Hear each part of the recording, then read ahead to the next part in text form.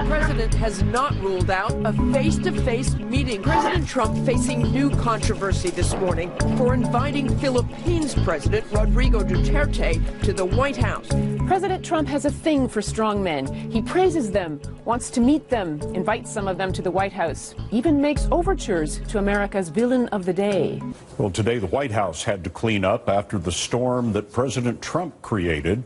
But is this a moral outrage, or is it a necessary evil? Unfortunately, yes, we do have to deal with these governments, and many times we have to work and partner with them. We have interests in these parts of the world, and I think it's the right thing to do. It's not the easy thing to do, but it is the right thing to do.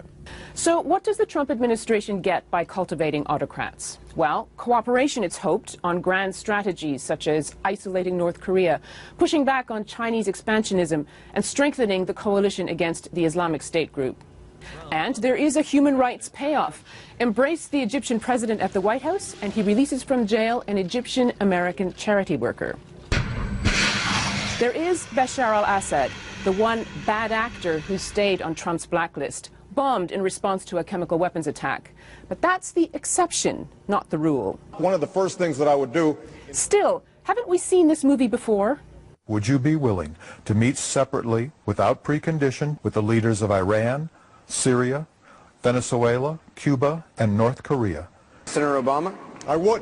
The notion that somehow not talking to countries is punishment to them is ridiculous. Barack Obama did stretch out his hand to Iran and to Cuba. But here's the difference. He and other American presidents used the White House bully pulpit to champion human rights.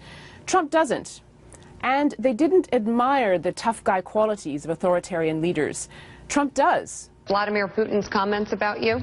Sure. When people call you brilliant, it's always good, especially when the person heads up Russia. Well, I mean, also as a person that kills journalists, political opponents, and invades countries. And invades countries. Obviously, that would be a concern, would it not? He's running his country, and at least he's a leader. So his approach looks tactical and transactional, based partly on instinct, which some argue, for whatever it might achieve, does also weaken America's moral authority.